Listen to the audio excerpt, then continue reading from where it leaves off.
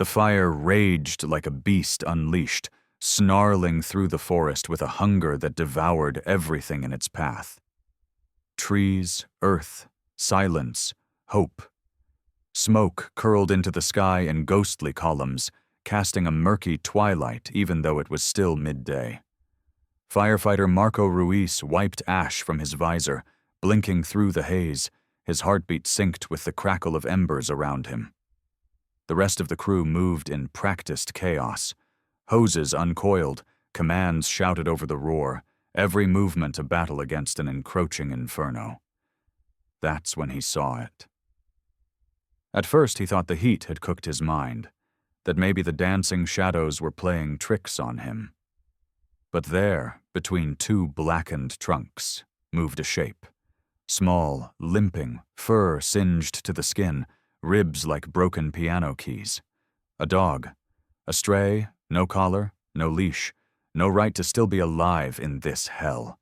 She was gray with soot, almost camouflaged by the ash falling like snow. But her eyes, those eyes, pierced through the smoke like twin torches of purpose. She wasn't fleeing. She wasn't hiding. She was leading. With a stuttered bark that sounded more plea than threat, she turned her head, took a few pained steps forward, and stopped, looking straight at Marco. Then she walked again, paused, looked back, waited. A silent call. A dare, or a warning. Marco hesitated, the weight of his oxygen tank biting into his spine, his training whispering focus on containment. But something primal, something ancient stirred in him. It wasn't just curiosity. It was gravity. She turned another corner, and he followed. "Marco, where the hell are you going?" His captain barked through the radio, but Marco ignored it, weaving between trees that moaned under the heat, chasing a phantom cloaked in soot and desperation. The forest narrowed here. Less fire, more silence. The wind seemed to hold its breath.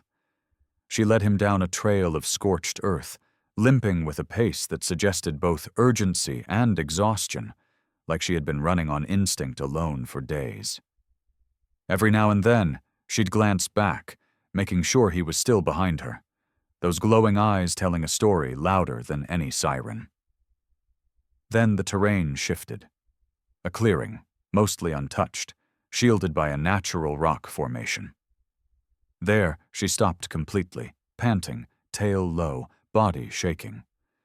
Marco caught up, lungs burning, and saw her gaze fixed ahead, past the char, past the broken trees, to something just out of sight. That's when he noticed it, too. The outline of a small, old shed, nearly swallowed by overgrowth and shadow, standing defiantly in the middle of nowhere. The dog whimpered, stepping forward, then back again, like she wasn't sure she was allowed to approach. But Marco's breath caught as he felt something shift in the air. Not the heat, not the smoke, but something wrong, something deeply out of place, as if whatever lay behind those rotting walls had been waiting to be found. And in that moment, the question wasn't why the dog was leading him here. It was what had been kept hidden long enough to haunt a stray into braving fire just to be seen. Hours later, the fire had surrendered. Not to mercy, but to manpower and will, its furious breath finally beaten back by soaked ground and scorched resolve. The forest was a graveyard of blackened trunks and smoldering stumps, a landscape transformed into a charcoal echo of life. The crew moved like ghosts among ghosts, dragging hoses, checking for flare-ups, eyes heavy with exhaustion and smoke. Yet amid the ruin, there she was, again. The dog. Not hidden, not fleeing. Standing right at the edge where green met gray, like a sentinel between worlds. Her fur was darker now, caked with ash and soot, her sides heaving as if each breath cost her something. She barked, sharp, broken, more crackle than voice, and when the crew looked up, she backed away into the trees, then stopped, waited, whined, barked again. A few steps forward. Another pause. A glance over her shoulder, eyes pleading, burning with something more powerful than fear. Captain Ellis narrowed his eyes, lips parted in confusion. "She's trying to tell us something," muttered Marco, stepping closer, heart still tangled in the memory of the shed he had only glimpsed before being dragged back by the emergency recall. "You saw her earlier?" someone asked, and Marco just nodded. "She led me somewhere. I think we didn't finish." They should have dismissed it. Procedure dictated they focus on mop-up, report to command, assess structures. But that dog, thin, battered, insistent, spoke to something deeper than protocol. A few firefighters exchanged glances. No words were needed. Curiosity was no longer passive. It was urgent, magnetic. And so boots crunched over ashen soil, a silent parade trailing after a ghost with a limp. She led them not with panic, but purpose, threading a path through brush that had somehow escaped the worst of the blaze. The further they went, the more untouched the earth seemed, as if the fire itself had avoided this stretch. The forest grew eerily still, hushed like a church before a funeral, and the only sound was the dog's strained breathing and the occasional flutter of birds that hadn't fled.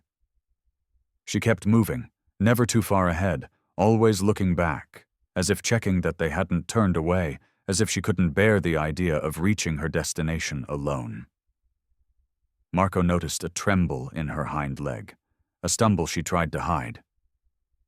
Still she pressed on. They were being led, undeniably not to safety, but to something that mattered. Something sacred or terrible, or both. And in every bark, in every nervous glance, the dog seemed to scream without voice. "Hurry! Don't leave me alone with this!" Whatever waited beyond the trees had anchored itself inside her, a burden she had carried through smoke and hunger and fear. And now, maybe, finally, she would pass it on.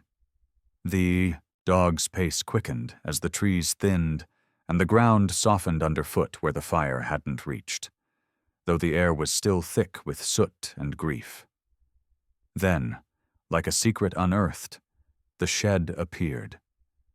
It rose from the gray silence like a relic, forgotten but stubbornly intact. The trees around it bore blackened scars, branches twisted and singed, but the shed, though blanketed in ash, was untouched by flame. Its paint, once red, had faded into a sickly brown, peeling at the corners like old skin. Its windows were grimy, too clouded to see through, and the door, old wood swollen from time, was locked with a rusted padlock that looked as though it hadn't been opened in years. The dog let out a piercing whine, darting ahead and slamming her body against the door. She pawed at the base, claws scraping splinters, her cries rising in pitch until they bordered on frantic. Her entire body trembled with urgency. It wasn't fear. It wasn't hunger. It was a desperate need to reach.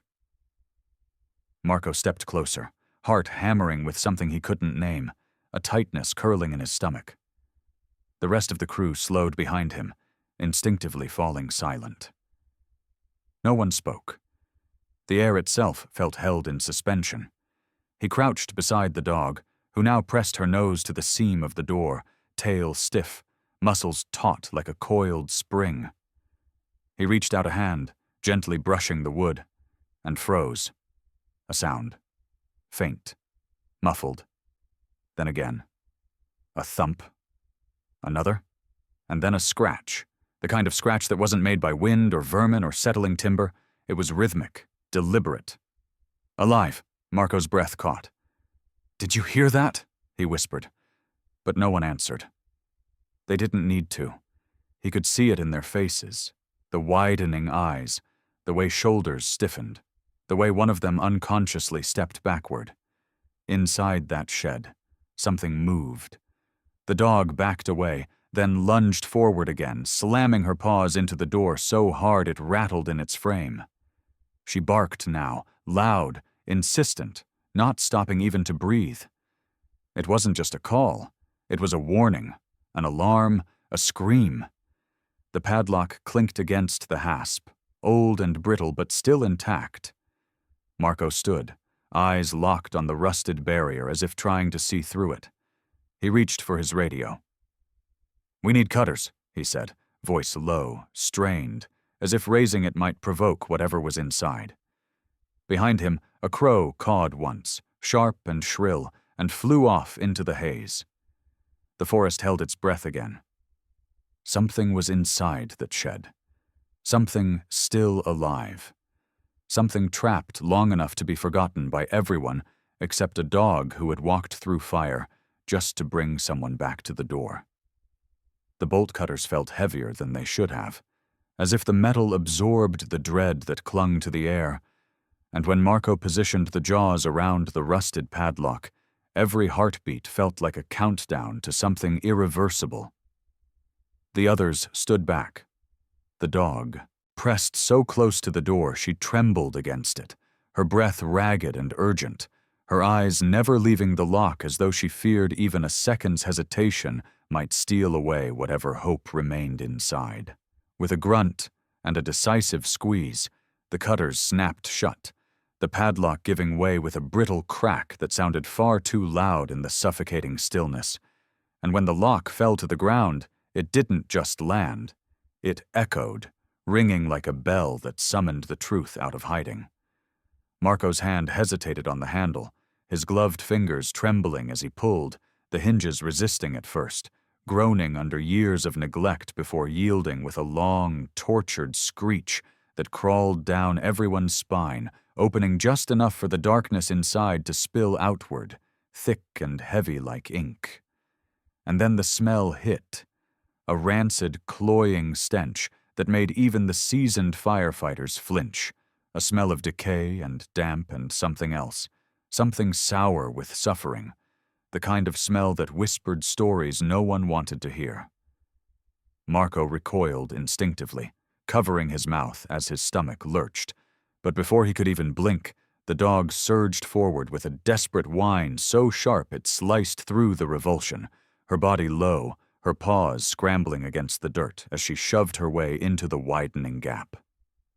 "Wait!" Marco barked, reaching out, but she was already gone, swallowed by the shadows inside the shed without a second's hesitation, her small frame disappearing into a darkness that felt alive, as if the room exhaled around her. The crew exchanged looks, fear, confusion, a sudden dawning sense of gravity.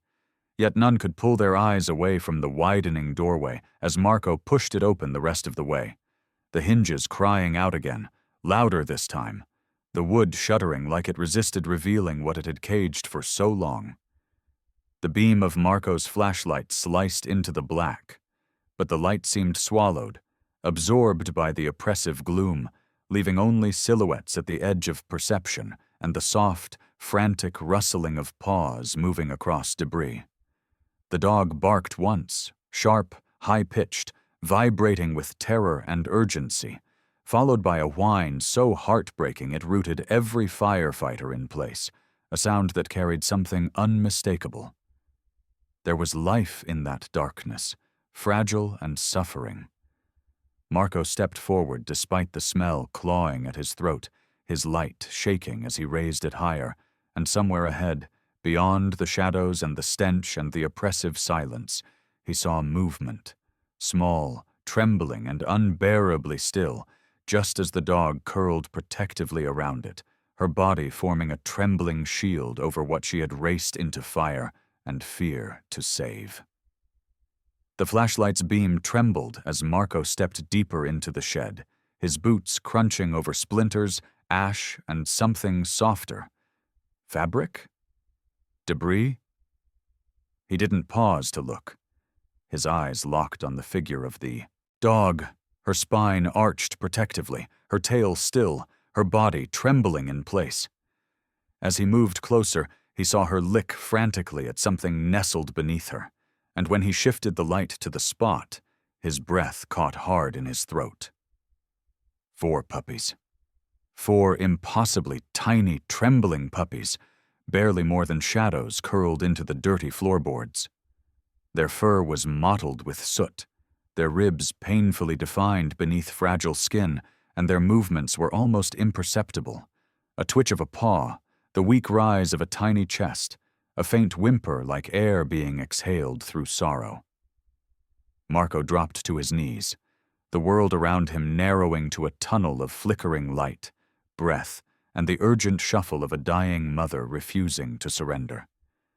She licked their faces over and over, nudging them into movement, pressing her own weary body against theirs as if trying to pour what little warmth she had left into them. One of the pups, a little brown one, tried to mewl but could barely manage a wheeze. Another flinched at the sudden light, then stilled again, conserving what strength remained.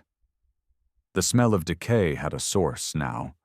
Molded bedding, remnants of rotting food, and the subtle, awful truth that not everything in the shed had survived. But these 4 had. Barely. A firefighter behind Marco murmured something like a curse or a prayer, and someone else backed out of the shed, unable to bear the scene. But Marco didn't move. He just watched.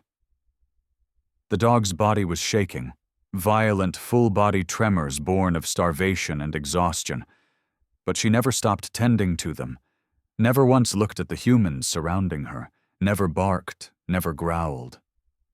She trusted them now. Or maybe she was just too far gone to care.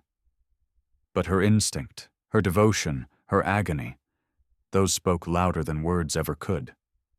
She was their mother, and she had walked through fire, quite literally, to bring someone back to this hell to save her children. She hadn't left them. Not when the fire spread. Not when hunger gnawed at her. Not when she could have run. She had stayed, protected, returned. Marco blinked hard, his vision swimming, not from smoke, but from the crushing, beautiful weight of what he was witnessing.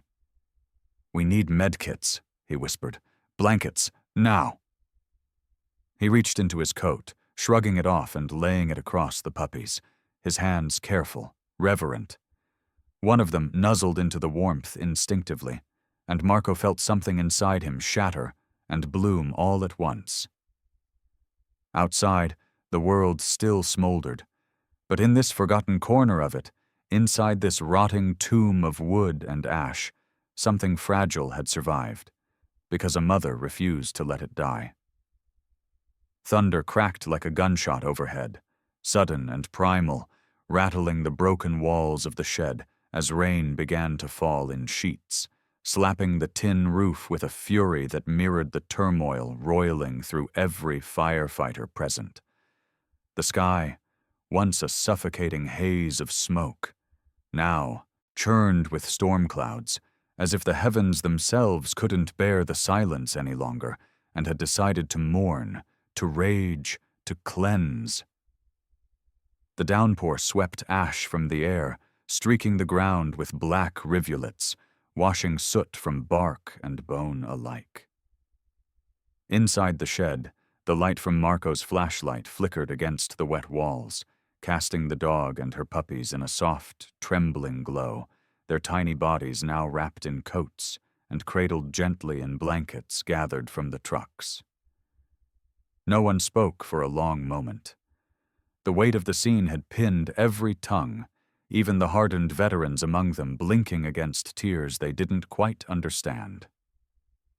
It was the youngest firefighter, Connor, barely a year out of academy, still wide-eyed in the ways the world could break a person, who finally spoke, his voice cracking like the thunder outside. "She went into fire for them," he said, not loudly, not even for anyone in particular, but the words landed heavy. No one corrected him. No one could, because they all knew he was right. She had limped across burning ground, through collapsing brush and choking smoke, because her babies were inside a death trap that no one else knew existed. She had been forgotten, discarded, abandoned, but she hadn't abandoned them. In the flickering lightning that lit the doorway, her body came into clearer view, and the damage told the rest of the story. Her front left paw, mangled, flesh split in raw welts, dragged behind her. Her side was scorched, fur burned away to reveal angry red skin, raw and blistered. Patches of her coat were clumped with blood, mud, and soot, matted in places where her wounds had sealed over with time, with willpower, with love. And still she licked them. Still she stayed curled around them. Still she breathed for them. Marco felt something cold and sharp twist in his chest. Not pity, but awe. The kind reserved for heroes, for legends, for saints. He looked around at the crew, hardened men and women who had run into fire more times than they could count, and saw that awe reflected back. Because this wasn't just a rescue. This wasn't just a stray. This was survival made flesh. This was devotion in its purest, most painful form. And out there, where flames had taken homes and lives and trees older than memory, she had made a stand. Not for herself, but for the 4 tiny lives trembling now beneath layers of borrowed warmth. The storm raged on, but inside the shed there was stillness. Holy, sacred, broken stillness. And none of them would forget it. Not now. Not ever. The rain softened to a mournful drizzle as dawn began to bleed into the charcoal horizon. The storm's fury spent, but its weight lingering in the damp air like a whisper not yet finished. The fire trucks rolled back down the slick forest road in silence.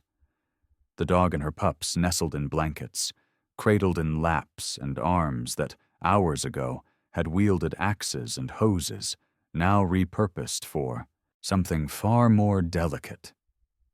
They stopped briefly at a farmhouse on the outskirts, the only standing home for miles, and an old man in a tattered coat met them on the porch, his eyes squinting through the mist. He didn't ask why they had a wounded dog wrapped in fire blankets or why seasoned firefighters looked like they'd been through war.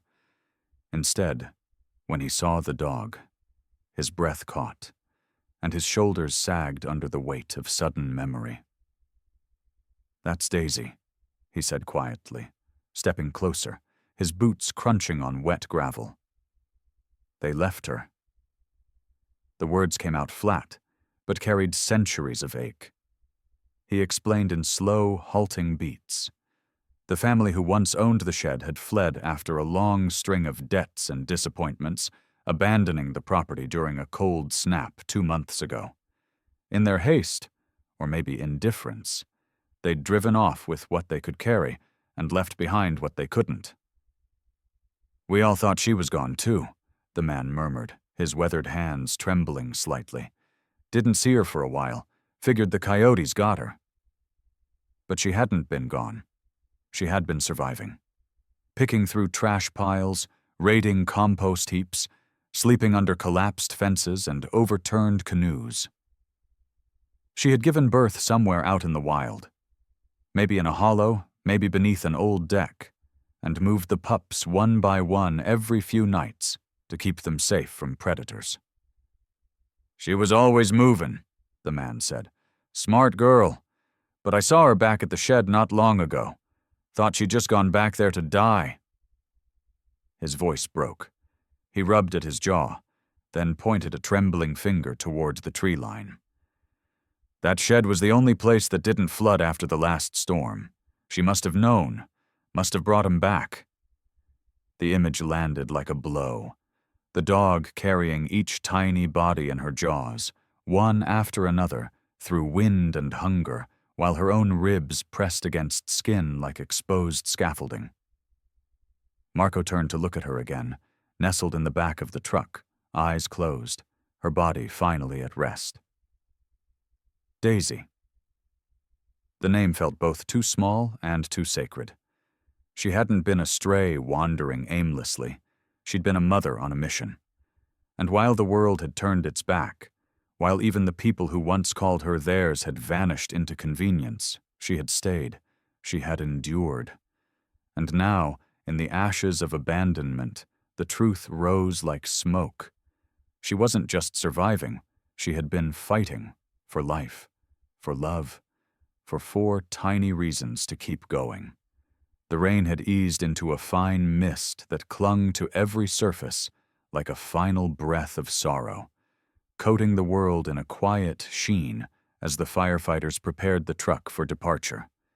Inside the bed, a makeshift cradle of towels, jackets, and warm flannel lined a large crate, gently laid with the 4 puppies now swaddled in layers of care they'd never known before. Beside them, resting on her side but alert, Daisy kept, her nose pressed close to their fragile bodies, nudging each one as if to count them, reassure them, and assure herself that this was real, that they were all still breathing, still hers. Her mangled paw was wrapped in gauze now, the bleeding stanched, and one of the medics had stitched her torn flank with hands that had never meant to mend a dog, yet had moved with a reverence usually reserved for the fallen. As the engine rumbled to life, sending a soft vibration through the chassis, the shed loomed quietly in the rear view, still dark, still sagging, still holding its secrets in crumbling wood and memories.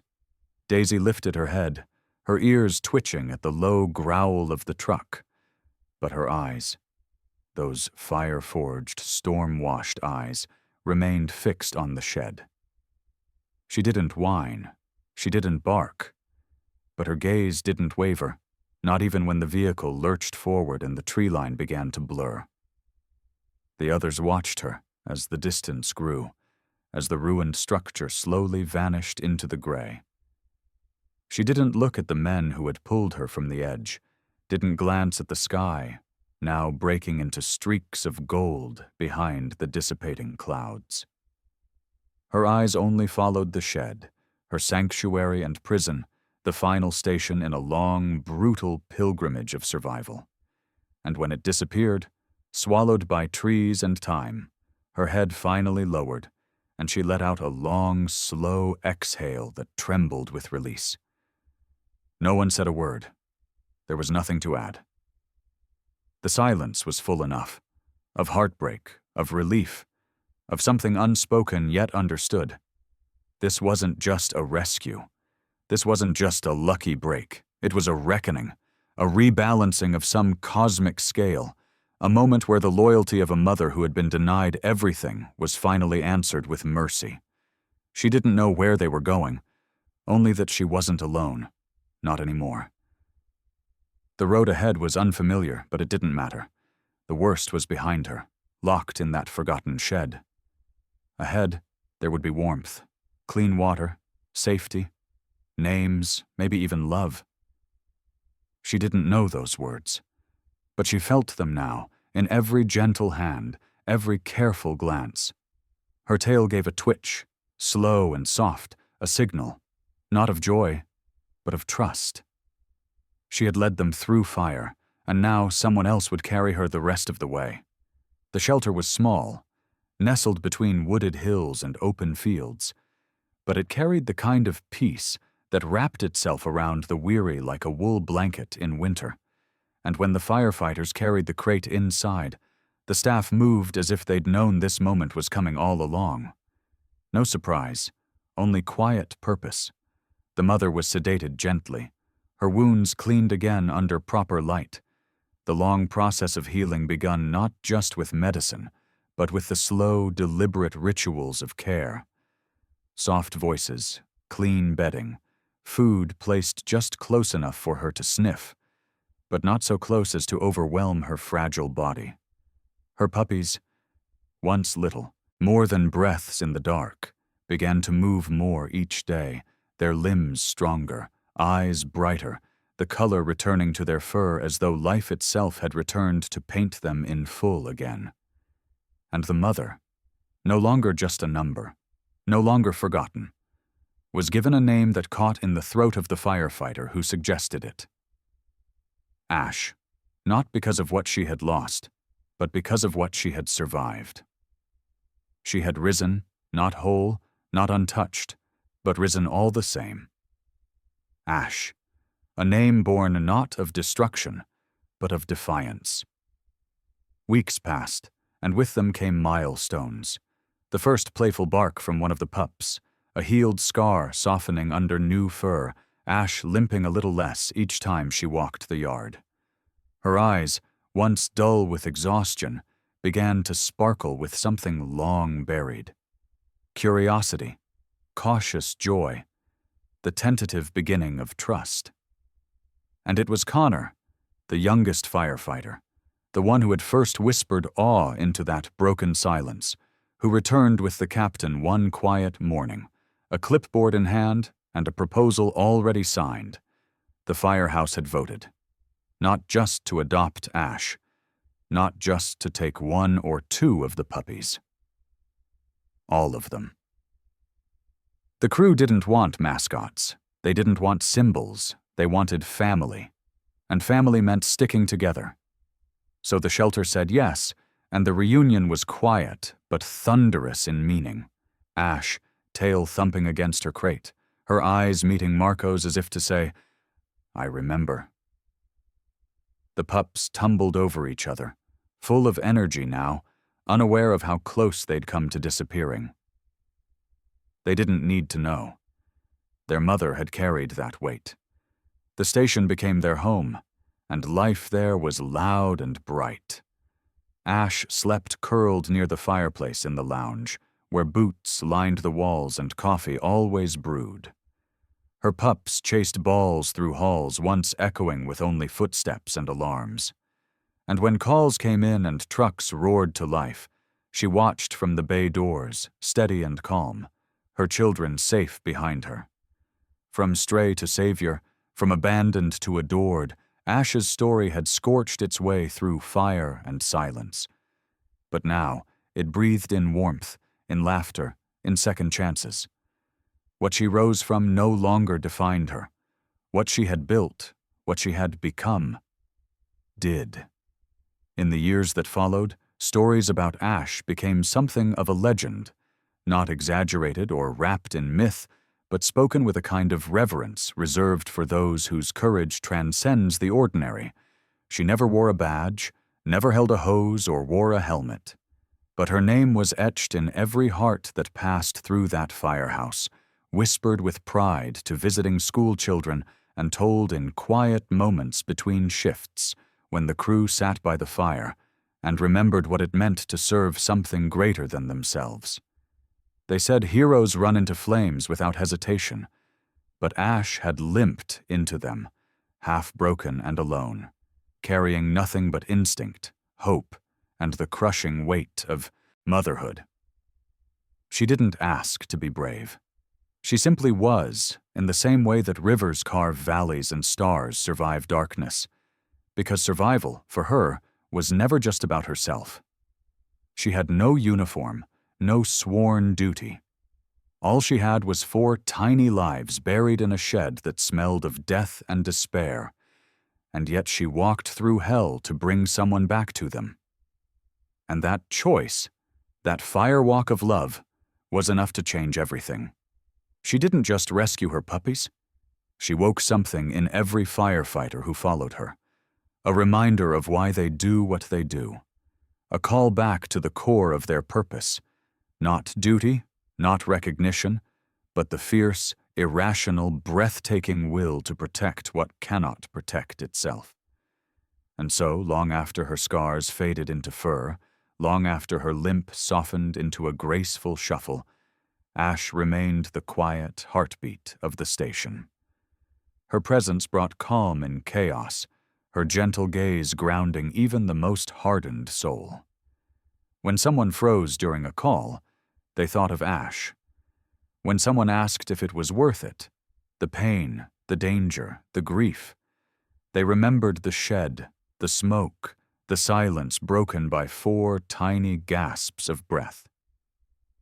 They remembered her. Her story lived not in plaques or headlines, but in the quiet moments between heroism, where choices are made without promise of reward. She reminded them that heroism isn't loud. Sometimes it limps, sometimes it bleeds, sometimes it cries in the night and presses its body between the world and what it loves most. Ash never knew she was brave. She never asked for praise. But the firehouse knew. The town knew. And anyone who met her, who looked into those eyes that had stared down fire and chosen love over fear, understood something simple and profound. The bravest hearts don't always beat in human chests. Some crawl through ash, some hide in sheds, some carry 4 lives in their mouth and walk into the blaze because they must. Ash was one of them. She didn't wear boots, she wore scars, and in doing so, she taught them all what real courage looks like.